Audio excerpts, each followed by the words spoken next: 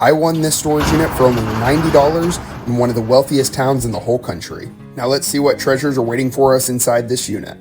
What is up, everyone? I hope you all are doing well today. I could not believe that this unit went for only 90 bucks. I think it was an absolute steal, and I am super excited for this unit, so let's go ahead and get straight into it. One of the main reasons I purchased this unit, and it feels like it's pretty heavy. Oh, and it is a PlayStation 3. There's 3 controllers, the PS3 itself, and then it looks like the cords are all in here, so this right here should basically pay for the entire unit. All right, I was curious about what were in these boxes. That appears just to be like blankets and quilts and stuff, so we'll go ahead and set this up as like a little table right here. This box just appeared to have a bunch of glassware in it. It did look decent, like some mason jars and stuff. I'm not gonna lie, I don't know how many people are looking for a used raised toilet seat. I know I'm not. What is this? This looks pretty nice. Wireless subwoofer from Samsung. That should be resellable. So we got some jewelry. There we go. We got some gold jewelry. There's 10-karat gold earrings from Kohl's. $125 price tag. Good hit right there. It actually appears like there could be a lot of jewelry in here. There's some nice 18-karat gold over sterling silver earrings right there. Wow. We may get the jackpot jewelry on this one. Here's a genuine sterling silver charm bracelet right there. Oh my. I bought my wife pearls several times, and these do feel real. That's a big hit right there. These feel real, but they don't look very real, to be completely honest. I may need to get an expert's opinion on those. Very, very large pearl earring. Hopefully I can find a matching one in there. Here's another jewelry box. That's pretty cool. Nice pennant. Here's another bracelet in there. All right, that was it for that box. That was a great box right there. But we do have some beats in here. Oh, those have definitely seen their better day, that's for sure. Here's another pair too. These are in a touch better, I don't know. Those are pretty rough. One of the items that stuck out to me. Here's a nice Casio keyboard. Here's a really nice LG soundbar. It looks honestly almost brand new. This should bring in like 25 to 30. What's this? Maybe like a first aid kit or something. Ooh, what is all this? Oh, no way. Let's go. This is easily one of the best finds we've had so far. From the way it looks like it's maybe like 25 bucks right there. Nice. We'll have to take them out to see if we have anything valuable in there too. What's in the rest of this? Oh, we got way more change. Awesome. Look at that. That is a crazy amount of change right there. This thing is pretty heavy. That is a great find in here. And what is this? Oh, wow. Another thing of change. That is awesome. I'll open this once I get back to the house, and we'll take a look at what's inside once we get back. I finally made it home with the barrel, and these vintage combo locks are really hard to get into without breaking them, so I did unfortunately have to pop the lock. And once I dumped all this change out, I knew something was a little bit different with the majority of the change inside this barrel.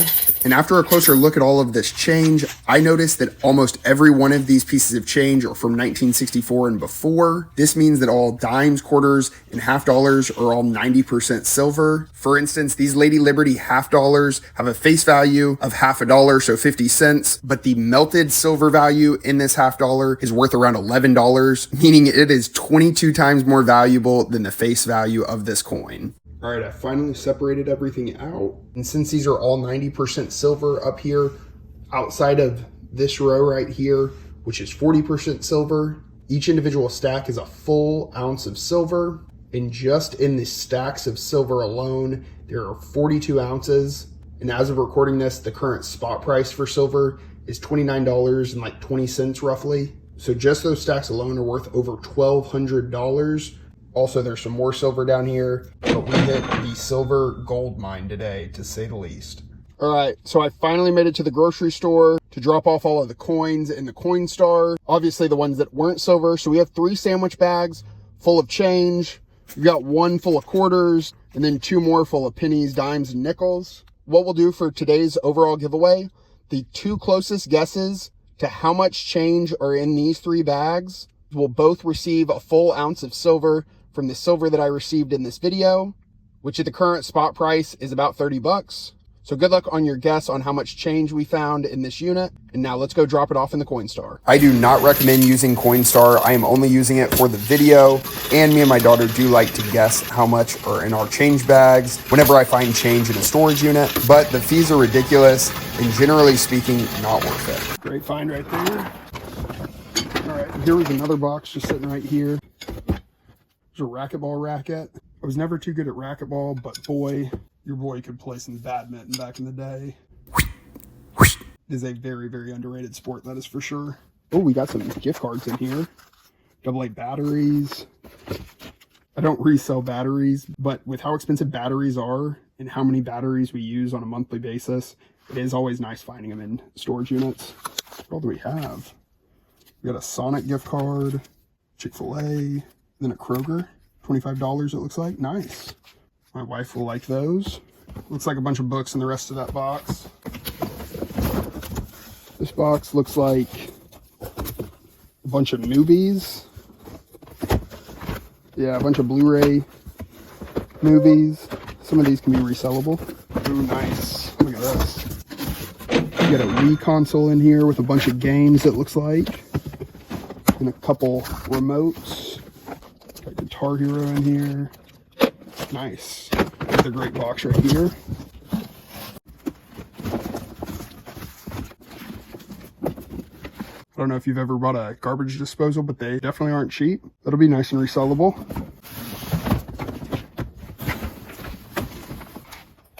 Yikes. I do not know what is going on with these headphones that have been in here.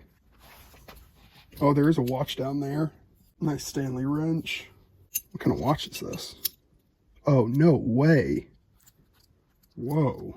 Is this legit? I do not know my Rolexes very well, and the lighting isn't great in here. I am thinking surely they would have placed it in a better spot than this, in this little basket, underneath a bunch of tools and stuff. That is a very nice looking watch either way. Ooh, nice. Go cards. What is this? Oh, nice. So there we go. Here were several other cool items I found. Here's one of the Apple wireless keyboards. The paper from the Lansing State Journal on 9/11. Nintendo Collector's Edition of Monopoly. And then a sealed Nashville-opoly celebrating Music City, USA. I thought that was really cool. And then here was another PS3 console right there with all the cords. Since it's only a PS3, those should go for about 50 bucks. All right, we're towards the back of the unit now. I just found a bag loaded with Apple stuff. I'm gonna move this box. This box doesn't really have anything else of value in it. I'm thinking these won't have anything in it. Yep, unfortunately just half a wrist strap there. I'm afraid everything else is gonna be the same. I'm not gonna bore y'all by going through every one of those, but if something is in here, obviously I'll show it off.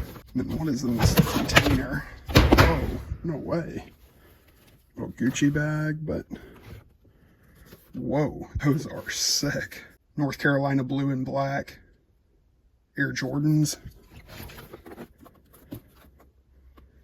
And then white and Tar Heel blue Air Jordans. Those definitely were worn a few times, but still in great shape. Those are sweet. Here's a Nike Air Force One box. Oh, those are so cool. Nice. Those have barely been worn as well. One of the more resellable things we've found so far. Some Vans. It's getting super late here. I need to wrap up with the rest of this unit, cleaning it out. I'll make sure to show off everything else back at home once we get everything unpacked. All right, as I was cleaning up, I came across this container as well as a couple other boxes full of Blu-ray DVDs. There were about 400 in total, so I sold about half of them on Facebook Marketplace. I know it says 200 there in the listing, but I did give the individual a 50% discount, so I only made 100 on them. And then my daughter picked out about 50 of the Blu-rays that she wanted to keep. And the remaining Blu-rays, I decided to download the app World of Books, where you can sell your books and other media like Blu-rays directly to the company. Also, this is by no means a recommendation to use this service. I just wanted to test it out and see if it was legit, but I was surprised overall how few they rejected. Because if so, this is a great way to get rid of a lot of media inventory. They can honestly just take up a lot of space and be really hard to move.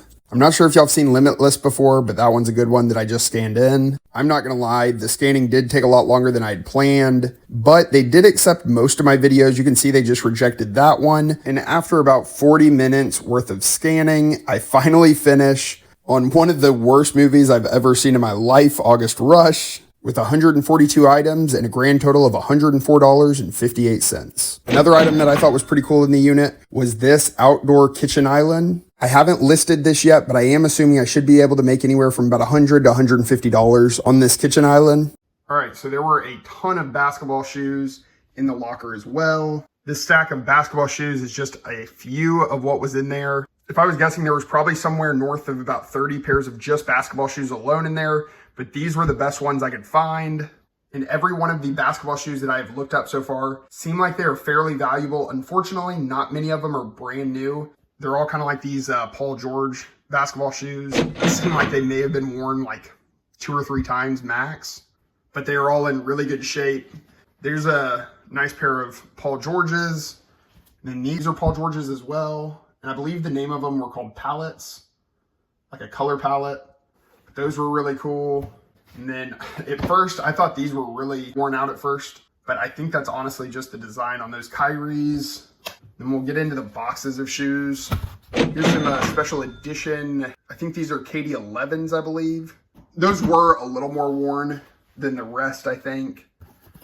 But I still thought those should be resellable. These are absolutely insane. These are the Air Jordan Los Angeles edition blue. Like I said, they all seem like they have barely been worn. As you can tell, these are no different. That being said, they still are worn, so that's obviously gonna drastically reduce the value of them. These were some of the more expensive shoes I found. These were some sort of special edition Kobe Reds, so maybe I can get a decent chunk of change for those. These are probably my favorite looking shoes out of all of them. These are the Seattle Supersonics edition of the Air Jordan 1s. These were one of only a couple that were actually brand new. These are the Nike LeBron Zoom Soldier 11s. I actually really like the color on these, but boy, I could never pull them off. And these would probably be the most valuable if they were new. These are the Asteroid Air Foam Posit Pros. And I'm not gonna lie, the chubby 10-year-old version of me would have picked these all day over any of the other shoes. And last but not least, some new Pumas. Thank you for watching. I hope you enjoyed it as much as I did, and we'll see you next time. Peace.